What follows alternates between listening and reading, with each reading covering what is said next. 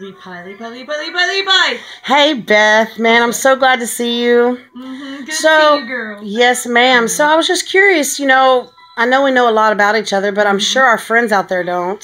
Well, some of them, and our new friends. Right, we want to meet those new friends. Yeah, we sure do. This is a way to get to know each other, so. I'm curious, when did you first start playing professionally? Well, I thought I was a professional in my head before I actually was, but, technically it seems like it was a long, drawn-out thing. I went to Arts Magnet High School starting at age 14, and we did lots of school performances, but if you want to say professional as in sneaking into clubs, probably I was 16 years old, and Sean Pittman, a guitar player at school, had turned us on to a guy named Hash Brown, and down in Dallas. He used to play this Tuesday night jam down at the Bone in Deep Ellum, and we just started going and jamming. He'd always make us Freddie King tapes and Magic Sam tapes, and we learned to hear the Texas Shuffle and the boxy bass line and all that good stuff. And then somehow we ran into this girl named Kerrie Lepai. I really don't know how this whirlwind, like Tasmanian devil, just came in. I'm like, what's this? Oh my goodness! Tequila just sparkled in our eyes. Really? Say it isn't so. Woo! No, you're a storyteller. I don't know. Oh, there was maybe a story of putting away some pictures. But wasn't it, what is it? We played for tips and all the beer we could drink, so we wanted our money's worth, right? We sure did. We were thrifty gals, and we hanging with the big boys. That's right. But that's not what it was all about. No. It seemed like it was, but definitely was not, because here it is 20 years later, and we're still friends. Yes. And you're still playing the blues. Yes. I'm going to interview in a second, but anyway, right now you're in the middle of friends interviewing friends. We're doing this because we just thought it'd be a fun idea. But anyway, what's your next question? My next question is, do you remember when you first got your first paid gig? My first paid gig. Yes. What did that look like? I was 14 years old. No. And Linda played bass. And my friend... Who's Linda? My twin sister. No. She plays the bass. Yep, I got a twin sister. If you know us and you have not been under a rock, you know that I have a twin sister. So, okay. Ooh, is that a little attitude, Beth? That's a little toot there, girlfriend. TC Chill, my buddy TC Chill played drums. He got the gig. And we had this other guy on guitar. He was 28. His name was Steve, and he was a plumber. And I remember we played Ted Nugent. We played some ZZ Top. We played some Stevie Ray Vaughan, I'm sure. Probably some Eric Clapton. And we were 14. That was my first paying gig. TC's dad built the stage. It was at an apartment complex that opened in Seagoville. It was actually fun. It was really fun. It was a good thing. And it was my first paying gig. And I pretty much get the same pay rate to this day. I'm even playing Stevie Ray Vaughan and Eric Clapton, and we added a few others. We've added Johnny Paycheck and Waylon Jennings and Willie Nelson. And but anyway, still playing the same sets. What's your next question? My next question is, what was your aha moment when you knew that this is definitely the musical hat you're going to wear, that you knew that this was it, this is what you wanted to pursue, that you wanted to just go ahead and charge forth and beat your head against the beautiful wall called the music business? That was last week. The musical hat, I figured it out, was last week. But no, almost before I started playing, I think I knew. I used to watch Saturday Night Live, and I loved G.E. Smith and the Saturday Night Live Band, and the bass player who I can never remember his name. I think they called him Wolf something. He had like a little Stevie Ray Vaughan soul patch, and he was yeah. That was a cool cat. Don't give me the lying though. Yeah, huh? Don't give me the lying about his name, but I'm sure everyone can tell us who it is in the comments. But yeah, right. Yeah, then I'm gonna go. Oh yeah, but I don't think I ever really knew his name, but I knew that he inspired me instead of G.E. Smith. I thought it was really cool. Kind of wanted to do that. And I did. My brother Robbie influenced me as well. And, my mom's a good true patron of the arts. Dad was always supportive of it. And, So that family support really propelled you to be the person that you wanted to be or pursue it. Whatever we did, they were supportive of it. So yeah, I would say. That's awesome. So when Sean Pittman took you into the Hash Brown Blues Jam and you saw all these guitar slingers in there, you know, just really doing it. I mean, were you nervous? Were you excited? How'd you feel? I was a little nervous. So I'd always get real scared about getting up there, but I knew Hash Brown's Jam was always so routine that you kind of could anticipate when you're getting up, you could plan on what you're doing, and so that was good. And yeah, I was nervous. Of course, we were nervous. But that's when it sealed it, though, that nervousness to where it was just like, I either want to throw up or just kiss everyone in the room. Yeah, yeah, I remember that. Both, and not necessarily in that order. Definitely. Exactly. But, man, I remember going into that Hash Brown Jam. It was very exciting. It was. It was fun. I learned a lot. Terry playing that bass, and Bobby Baranowski, the New Yorker who could play a mean Texas shuffle. Oh, the best shuffle ever. He got me my record deal. Well, tell me about your record deal in about a minute or less. Back in 2005, you know, this English label wanted a female artist, so, you know. You did it, huh? Here I was. Another chapter, another level, huh? It was a chapter. Well, tell everybody bye for now. All right, bye for now. Thanks for listening. And listen to our music and follow us on Facebook, baby. Come on now. BethGarner.com. BethGarner.com. That's what's up. The YouTube channel and Facebook, may or may not be there tomorrow. Well, it doesn't matter. You know, we don't need the big machine. We just need our grassroots loving, good loving, music loving friends out there. And we'll just. Because when the phone turns off, me and you are going to still be sitting here laughing. Exactly. All right. Love you. Okay. So I'm sitting here with Miss Kerrie Lepai, whom I have officially known for 20 years. So I remember when we first started playing, we were in your first band. Yes. And me and my sister, we were 17 years old. We went off and we went to college. And here I am back. And I went to see you on Saturday night. Yeah. And you just were electrifying. You did your own songs. Yes. You smiled. Yes. You had everybody dancing. Yes. And like their band was as smoking and as good as it gets. Tell me more. So I will. And I hear you book your France tour. You you're also like a management and a promoter, and you ask for what you want. Talk about the transition from that me 20 years ago to who you are today. That's a loaded question, but okay. I will talk about things. Asking for what you want. Right. And I think you're meaning on your band's worth. You know, if you want to go to the next level, I have found that you have to ask for more. But the other side of the coin is be willing to sit at home if they don't bite. That's right. You know, to take yourself up to the next level. I've found there's been some growing pains, but it's worth it when you get a call and it's exactly what you want to hear.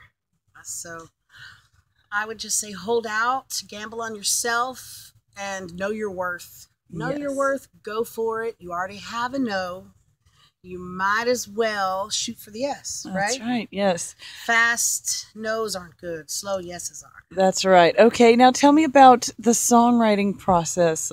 One of the songs that you did, I love the sugar. That was about unrequited love. Yeah, having a crush on someone. Yeah. And hanging around them and having a beautiful tool called music with musicians at hand to express what you're feeling. I wrote it on stage at the Hole in the Wall. I just called, to my own understanding, I wanted a rumba and C. Okay. And I wrote it on stage, and it kind of morphed as we went. You know, oh, that sounds cool. Or, let's do this. And we have a visitor. Yeah, we got a visitor. Hello, this is Jack. Hi, Jack. The dog whisperer, I think.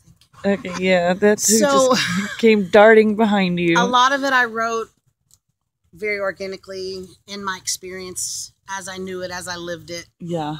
And then tweaked it as I went along. And when I had the opportunity to be in the studio, I surrounded myself with great cats like Crystal Jones, Jamil Byram, Julie Bonk, Andrew Junior Boy Jones, and Sean Ferris. Of course. And I told them that I wanted them to help me translate what I was feeling. And that's what they did. They licked me on the chin. They And did. I had an awesome song. And I Yeah. did Sugars. Sugar. Sugar, This is my dad's sugar, dog. sugar. I can't like control this dog. And cut. Oh, in the mouth. You better. Oh, Here you comes too? another. Hello. Stop it. This is Reginald. Sometimes Hi, we call him Reginald. Wedgie. Reginald. So, there you go. Okay, so I would like to hear about your experience in where was this in France with the mayor? Go ahead and tell that story. Salernus, Okay. south of France. Mm-hmm. They were gracious, very wonderful people.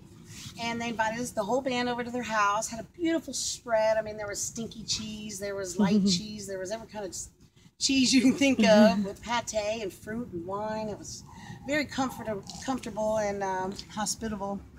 We're all sitting around the table, and this guy, mosquitoes. I know. I'm the This sun. guy, he's like the blues guru. You know, I'm like written books and documentaries and this, that, and the other, and he really knew his stuff. And we were all sitting down at the dinner table. They made this beautiful dinner. And he goes, I don't think Caucasian people can sing the blues. What do you think? And looks right over to me. I'm sitting right next to the dude, right? I swear you could have seen the record go, whoop, and all the band looks right at me like my answer. I'm like, oh man, what am I going to do? So, well, they are today. And everybody died laughing, and I tried to lighten the mood, but it was cool, man. I had a great time. You earned your wings, I right? earned my wings. So tell the time about the time you almost skidded off the road when you were a road pup. Oh, when I was a road pup. Yeah, I was with Chris Gibson, Sean Ferris, Andrew Junior Boy Jones, and who was on the drums? I can't remember at the moment. But I was driving. It was probably a foot of snow out, about 2 a.m., 3 a.m. Everybody's asleep on their bench. Dogs? They listen. Snoring like that. Yeah. In Right. harmony, I swear to goodness. So all of a sudden the back tire blew out. I hard fishtailed it this way, pulled it in, fishtailed it that way. I'm like freaking out, going, "Oh Lord Jesus, take the wheel!" And I got it slowed down, and all the band they had to pick the upholstery out of their ass because they were got a little worried right there. Right, I'm sure. And right after it happened, I said, "I'm done. Who wants to drive?" And Sean Ferris goes, "Well, it looks like you're a road dog today," and I got my road dog stripes for not Yes, you killing did. everybody. So the moral to that story is, if you're in a death-defying situation and you're a road pup with a bunch of road dogs that know everything, and I mean everything, Yeah. that's a little shade. But and you don't kill them, you become officially a road dog. So, You're yeah. kind of the road mama too. You do 80% of the driving. You do the do. booking. You basically do the promoting. I do. This shit doesn't get done on its own. No, there's a lot of logistics. I mean, I just figured, bad booking agents and whatnot, and they don't do the MapQuest and the gas calculator and point A to point B and Z. all of it to make sure that you have rooms and you're going to be fed and you're going to be taken care of and everything's taken care of and all and you're actually stay in the black. So I decided, why am I giving this douchebag 10% or 20% of this? Coming back in the red. So I started my own company called ABJ Entertainment. Wonderful. And I've booked a couple European tours and Canadian tours and Good. east to west in the States tours, and Good for you. just have a passion for that as well. I love behind the scenes. I love promotions. I love publicity. I love advertising. My mom used to say that I could sell a bald head man a bobby pin, and I happen to agree. I soon ask him Yeah, and that. I can probably have somebody else buy me the bobby pins. That's right, girl. Just saying. That's right. Hey, yeah, well then book us a tour together. I Let's. think we are. Hey, Europe, you're fun. ready for me and Beth Garner. That was Dr. Pepper passed over the screen by my brother Andy, just so you know that you were in Garland, Texas. Garland, Texas. That's right. Nothing says Garland, Texas like Dr. Pepper. Try not to get your feet. Yeah, just us. Wouldn't that be something if you looked at the video later on and all it was video of y'all's feet? I'd die. I don't have good feet. Make sure let me hide this cat hair. Okay. Here we go.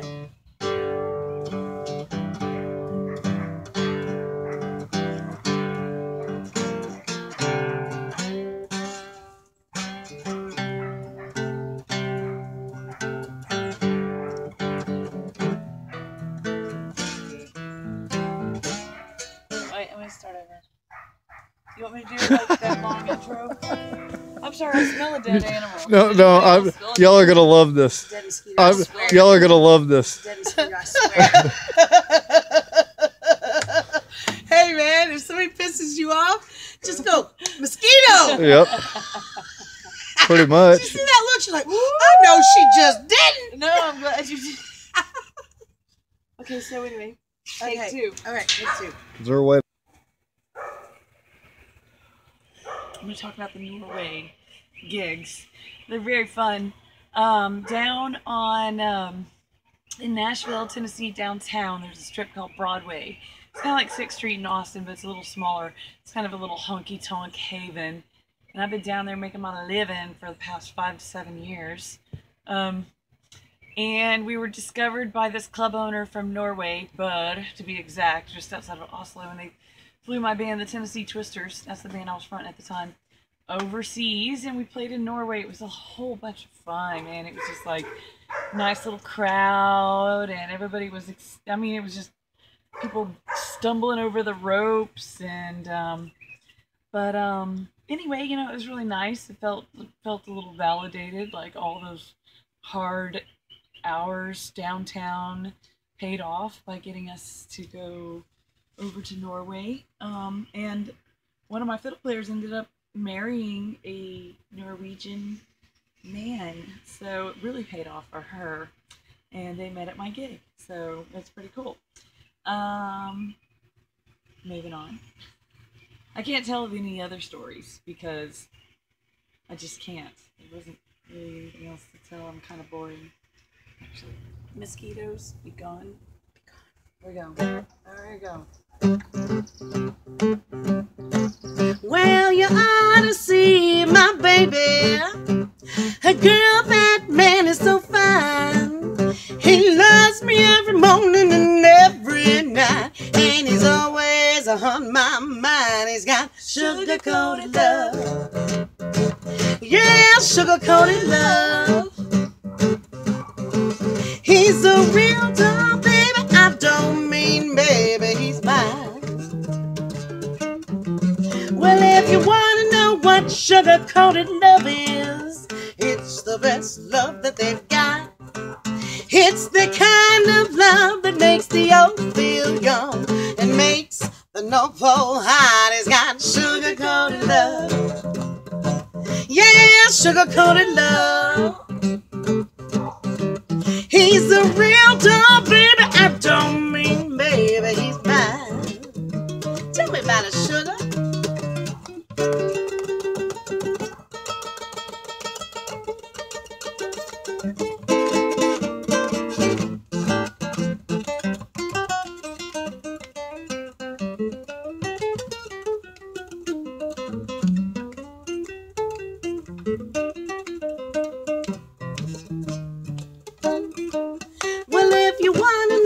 Sugar-coated love is, it's the best love that they've got. It's the kind of love that makes the old feel young and makes the North Pole hot. He's got sugar-coated love. Yeah, sugar-coated love. He's a real doll, baby. I don't mean maybe he's mine. He's a real doll, baby. I don't mean baby, he's mine. He's a real doll, baby. I don't mean baby, he's mine. Sugar-coated love, yes he is. All right, that's how you do that. That's right.